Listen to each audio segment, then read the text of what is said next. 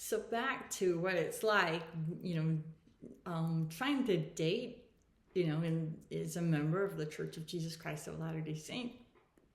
First of all, I don't understand this, but a lot of non-members, like people who don't believe in the religion, want to get on these sites, which I don't. Like, it's gonna come out. Like, I don't really know why you'd want to be on a site like that. I mean, yes, you're gonna come across, I guess, women who have a low body count. I don't know. But back when I was newly divorced and decided, I was pretty young. I think I turned 30 around that time, and it was rare enough back then to actually do internet dating. That was considered really weird. But here I am, like, I'm a student at BYU. I'm in Provo, which while I'm going back to school, I am the only mother at that time going to school. I am so much older than, like, by a decade, by everyone in my classes. I'm not studying photography this time. I'm just trying to, get out as fast as I can. And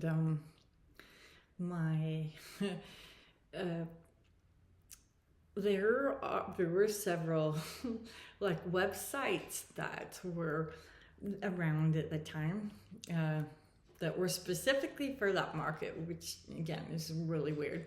But there was one that was called LDS Planet. There was LDS Singles, which I think is still around. There was one called Hot Saints, and that one kind of had a funny tagline. It was chase or be chased, and that last one was spelled CHASTE, like chase or be chased, which silly. And there were like two other ones. Like,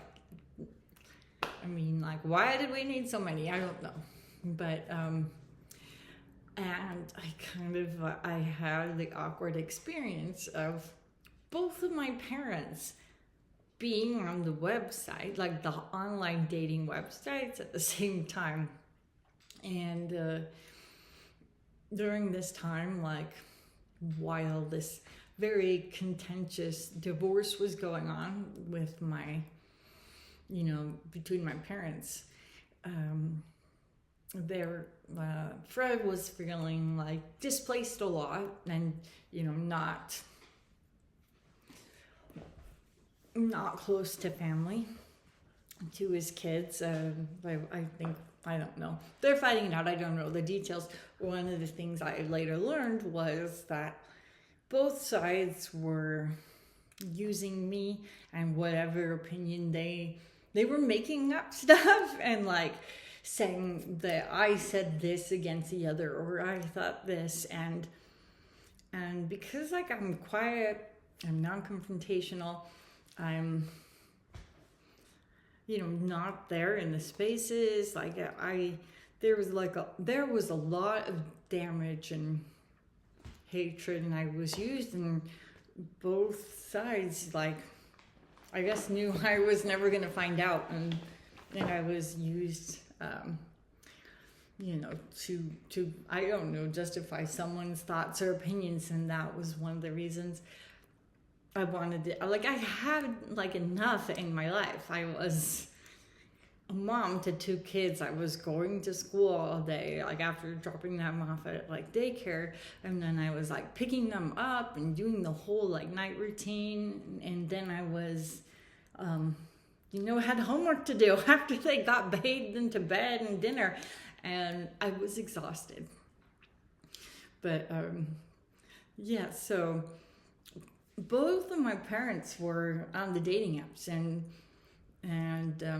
one of the things, like, occasionally Fred would like stop over, And, despite like whatever I went through at home and trying to be away from home, and despite both of them, saying awful, like, inappropriate things to me, like, didn't answer the door and say, like, get out.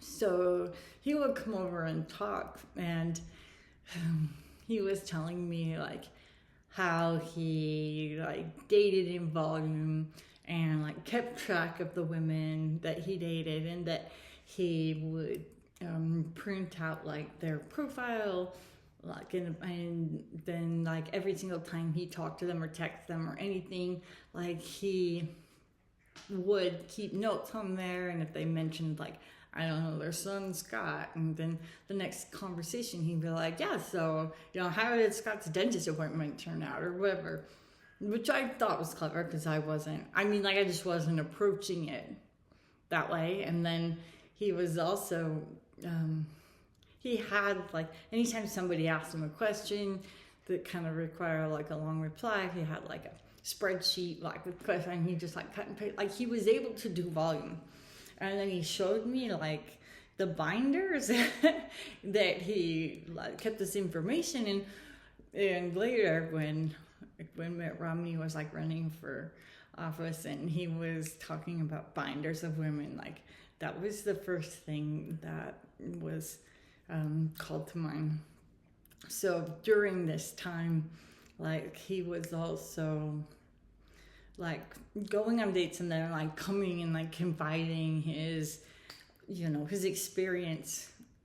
And I didn't say no. I wasn't getting anything out of it, but, like, I don't know. One of the things I do know is that, he was very upset, how everything went down. And my mom was, like, the third wife. And I know for a fact, like, his second wife, at the very least, first of all, she wasn't the one, like, she was still in love with him and wanted that marriage to work out. And for the previous women, he used the whole, like, I think she's crazy. Like, I honestly think she's crazy.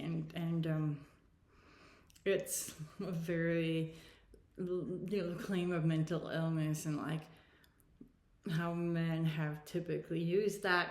And specifically for him, I don't know where it is. I told you, like, I was raised with, like, 1950s values. Like,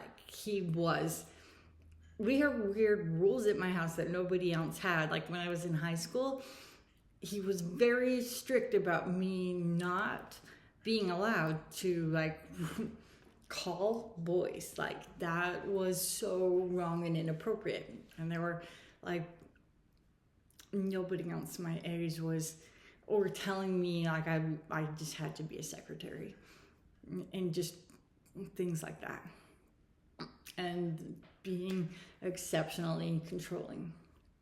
So anyway, it's weird because, like, in that period of time, both of them, both my mother and my father, ended up, whatever their ages are, they both ended up marrying someone the same age as the person, like, I was marrying. For my dad, it was, like, over 20 years age difference. For my mom, this also was a younger guy. And, they met online. But I dated a lot of people. Like, I went through a lot of first dates. Like, I set one day a week aside, and I was, like, I'm forcing myself to, to go on dates, and I did that for, like, a couple years. I hated dating. I hated it.